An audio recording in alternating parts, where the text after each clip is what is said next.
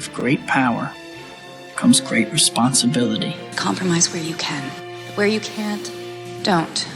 Even if everyone is telling you that something wrong is something right, even if the whole world is telling you to move, it is your duty to plant yourself like a tree, look them in the eye and say no. You move. Never step onto the battlefield of ideas unprepared.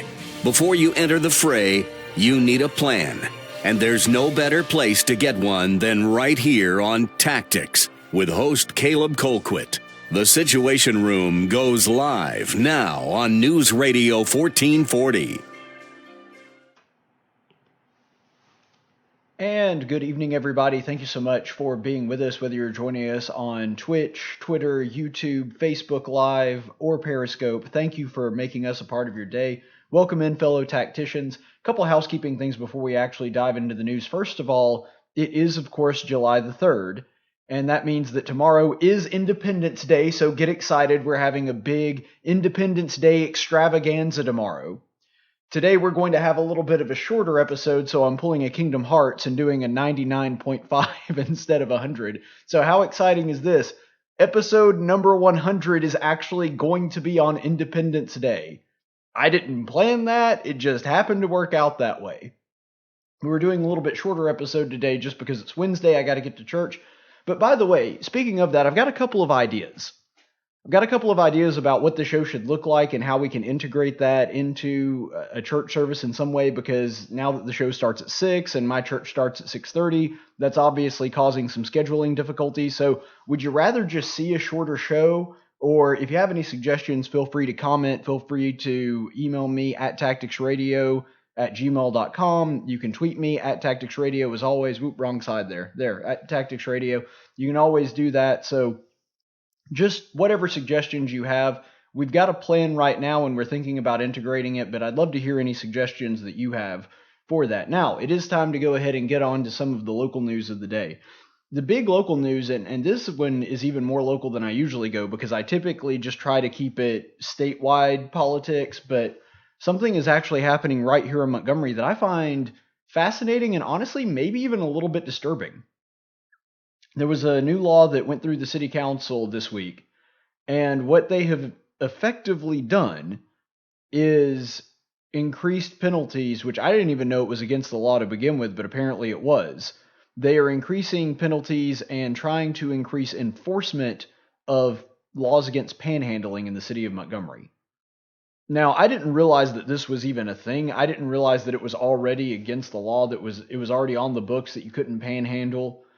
I don't know if Prattville has a similar law. I have seen people panhandling right next to the interstate exit up there at exit 172, and I've certainly run into my share of panhandlers here in the city, so I understand why there is a concern, I guess, but I'm a little confused as to the solution.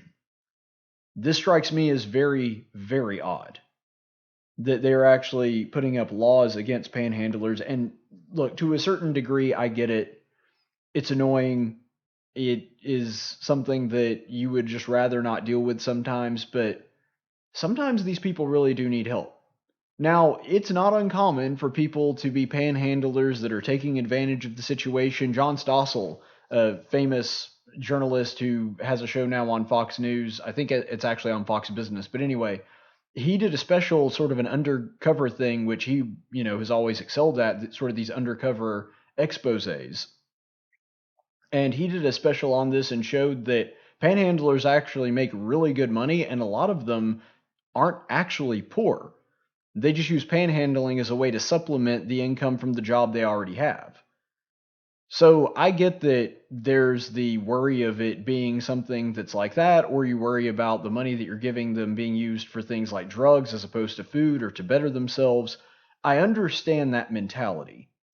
And it's something that concerns me as well. But the idea that the city can regulate people walking up to people and asking for help, asking for a handout.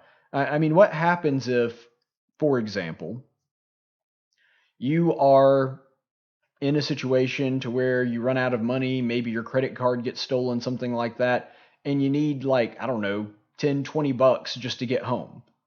And it's not ideal, but the only thing that you can come up with is to just ask some people on the street if they wouldn't mind helping you out. Well, technically, you would be in violation of the law, as I understand it. Now, maybe Fred Bell or Archley or some of the other city council members can get in touch with me and explain to me exactly why that would not be the case, or explain to me their rationale behind supporting this bill. And full disclosure, I like Fred Bell. I don't think I've met Archley, but I've met most of the city council members. They all seem like, decent folks, even if I don't agree with a lot of their politics. But I'm really confused as to this seems like a very uncharitable thing to do. And I don't mean charity in the general sense that we talk about giving things to people. I mean just love and compassion for your fellow human being. This seems like an incredibly uncharitable thing to pass as a city ordinance, that you can't solicit money from people and those people can't then give to the poor. Now, some of the rationale that I have heard that I've seen in public statements, I think this one was specifically from Fred Bell, but if I'm misquoting, please take this with a grain of salt, do your own homework. I don't have the exact quote in front of me, but his rationale essentially boiled down to, well, it can be a danger if they are running to different vehicles while the light is red and trying to get money from those people. Yeah, I agree. That makes sense. My question is, wouldn't that be a reason for a law against doing that as opposed to just panhandling in general?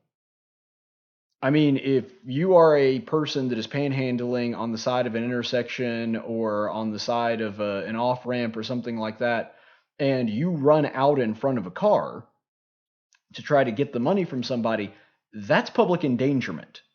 But that's an excuse for passing a stricter traffic law, not an excuse for passing a law that bans panhandling altogether.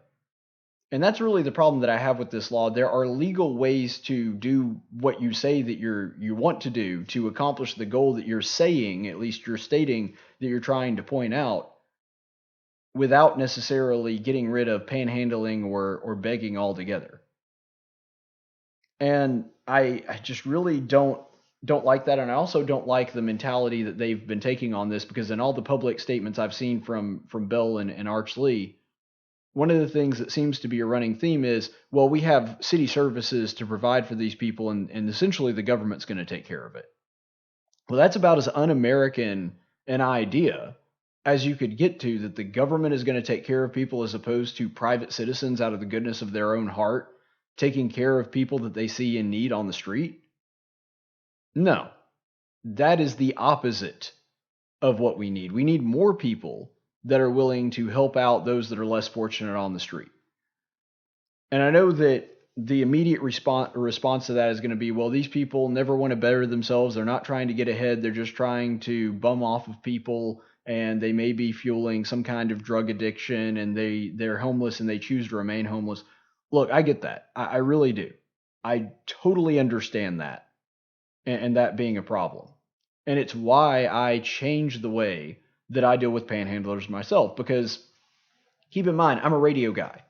And it was not uncommon for me to do biscuits games or things of that nature, where I would be getting out of the radio studio really late at night in downtown Montgomery. I had no shortage of panhandlers that would just walk up to me and ask me for money. And I guess I look rich because I've seen them pass up other people to walk specifically to me. Now, I'm a radio personality, so I'm pretty much broke. So I don't know why I'm the target in that. But nonetheless, this is something that has happened to me pretty regularly. In fact, there's one guy that hangs out around downtown Montgomery. If you've been walking around there enough, you've probably run into him. The guy's named Johnny. And he's been on the cusp of starting a job for a really long time now. In fact, I can't tell you the number of times he's approached me. I think he just doesn't remember who I am. I can't tell you the number of times he's approached me to tell me that he's starting a job on Monday and he just needs something to tide him over for a little while. And the reason that I bring this up is because the problem with what you're talking about, the problem with people panhandling and causing problems and causing danger to other people when they run across the road or distract drivers, The problem with that and the way to solve that is not a government mandate, it's to change how people deal with panhandlers. And this guy, Johnny, that does this, the way that I handle that and the way that I handle several other panhandlers that have come up to me in downtown Montgomery is I never give them money. I don't turn them down. I don't turn my back on them. I just don't give them money. Now, if they need something, if they need a place to stay warm or something like that, if they need a ride, if they need a meal, I have provided that for them. But I never give them something that they could just use to fuel any kind of drug addiction that they may have or anything like that. The best thing to do is to take them to a restaurant yourself and either buy them a meal and send them on their merry way, or, and I actually prefer this method, if it's around a time to have a meal and you haven't eaten yet, sit down and eat with them, talk to them, and, get to know them a little bit. Maybe even winds up being an opportunity to tell people about Christ. That's really, in my opinion, the best way to handle something like this. But see, that's an opportunity that may not even show up anymore because people are afraid that the law is going to crack down on them if they do that. That is not a good policy. It's not a good policy from a logical perspective. It's not a good policy from a freedom perspective. And what actually concerns me, perhaps most of all, is that it's not a good policy from a spiritual perspective. We see countless times in the New Testament that there are actual examples of the apostles meeting people that were begging and spreading the gospel of Christ through those opportunities. And so I really do not like this idea that we're going to make panhandling itself illegal. If we want to make the actions that panhandlers are doing, like running out in the road to try to get a donation or something like that, okay, that's fine. Make that illegal. But don't make the act of panhandling, the act of coming out and asking somebody for donations, don't make that in and of itself illegal. I mean, sometimes you don't want to deal with it. Sometimes you're on your way home and you're thinking, gosh, I just want to get home. I've had a long day at work or whatever. Look, I get that. I've done stuff like this when I was not getting home till about midnight. So I understand that sentiment. But that's not an excuse to turn your back on the poor. And you may have some scruples, like I said, about giving somebody cash because they might use it for any kind of nefarious ends. But the best way that we can handle this problem, the best way that we're not going to have people running across the street trying to get money, is when people stop giving them just cash. If I see somebody on the street and offer to go take them and get them a meal, well, then they're not on the street anymore. And they're not bothering people, and they're full. And so this is really the best way to handle it, in my opinion. This needs to be a change of the people of the city, not a change of government policy. All right, since it looks like I have church in just a few minutes, we're going to go ahead and jump to the daily dose of stupid. No, you messed it up. You're stupid. And today's daily dose of stupid, you gotta love this one. Another ChickFilA incident, and I am going to be taking part in ChickFilA at some point this week, probably, because this came out. Because I've made a promise, and I've kept my promise, I've kept my word, that every time a liberal goes after ChickFilA, that I was going to go and eat at ChickFilA. But here's the thing, I don't know that I actually have to do it this time, because the person that's attacking them kind of did this for me. And if you're wondering what the heck is going on, it's actually pretty simple. So we'll go ahead and look at this. This is a post on social media from a gay activist. So this is the picture that she posted. So it's got a big protest sign. I'm guessing this is not her. This may just be a generic picture she pulled off the internet. Hey, ChickFilA, hate is not a family value. And then underneath, little does ChickFilA know that they accepted gay money. So this is some kind of gay rights advocate who went to ChickFilA and apparently bought lunch there because she's got a sack of food and a ChickFilA cup out in front of a ChickFilA. And gosh, I love this one so much. Boy, you showed them. The way that she's going to get under ChickFilA's skin and really irk them is that they're taking gay money. I'm pretty sure money's not gay. I'm pretty sure money's not straight either. It's an inanimate object. I don't believe it has a sex drive of any kind. But apparently her money is gay money. Does that make my money straight money? I don't know. Maybe all my dollar bills are straight. I don't have very many of them. But nonetheless, so here she is essentially suggesting that she has somehow undermined and really stuck it to Chick-fil-A by buying their products, which is kind of the purpose of a business. Yeah, you showed them. But here's the weird thing about this. She just shot her own argument in the foot. Because the whole premise of this, and you can see by the graphic that she put on top that the assertion is that Chick-fil-A hates gay people. Well, here she is, a gay activist, wearing a pride shirt. If you don't believe me, take a look at this picture again. She's wearing some kind of rainbow pro-gay shirt, I assume so. Granted, I can't read the text on there, so it's hard to tell because you can't see that exactly, but presumably somebody that is outwardly showing that they're gay and going to a Chick-fil-A and trying to pull a fast one on them by eating their food and paying them for it. Again, I don't get how that's a punishment for them, but whatever. And she does so wearing some kind of gay pride t-shirt. So the people in Chick-fil-A obviously knew that she was a gay activist and still served her. Well, that's weird. It's almost like the people at Chick-fil-A don't hate gay people and are willing to serve gay people. See, she just proved that Chick-fil-A actually is tolerant of gay people. She just shot her own argument in the foot. I love it when people do that. I love it when people, by the very fact that their argument exists, undermines their point. I think that's absolutely hysterical. But when you're looking at this, and really what it does show is it highlights one of the best things about capitalism, one of the best things about the free market. She clearly is enjoying her Chick-fil-A, or at the very least enjoying the drink that she's sipping on. She enjoys Chick-fil-A, and the people at Chick-fil-A, they do have family values. Their owners are devout Christians that have traditional views of marriage. And yet, because of the free market, this person wants a chicken sandwich, the other person wants to serve them a chicken sandwich, and so they put their differences aside to engage in a voluntary transaction where both people get something that they want. That's what a free market is. Because I think that, and I know that this is controversial and people are going to get upset at me for saying this, I think that you should be able to refuse people business for any reason. Any reason at all. You want to deny somebody business, I think that you have the right to do it. It's dumb, but you can do it if you want to. So for example, let's say that there really were a person that were out there that was homophobic and had a big sign out front, no gays allowed.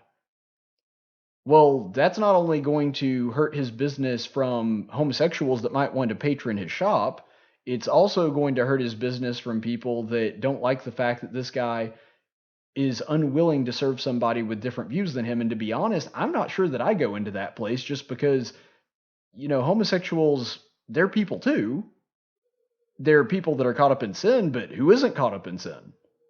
I'm not saying that we give it a pass. I'm not saying that we say your lifestyle is okay and you don't have to change anything. No, we teach them the truth about the gospel.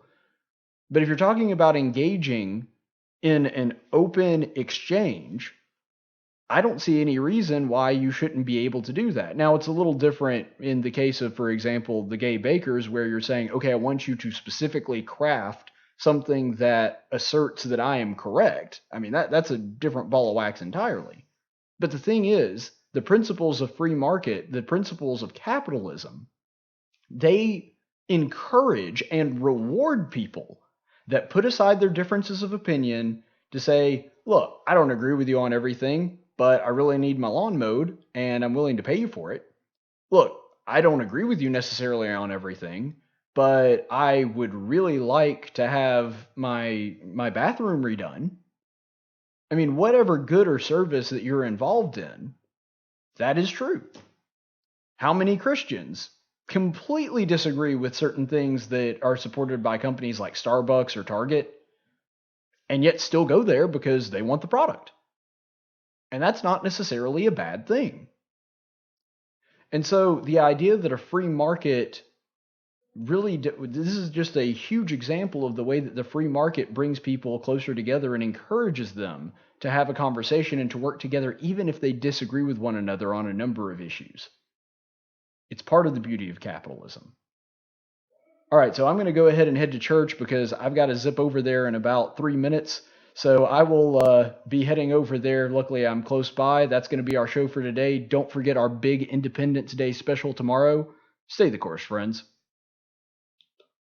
Tactics is a production of News Radio 1440 and Cumulus Media Montgomery. Any opinions expressed on this program are those of the host and do not necessarily reflect the opinions of Cumulus Media. The theme song for Tactics is 6 Foot Town by Big and Rich.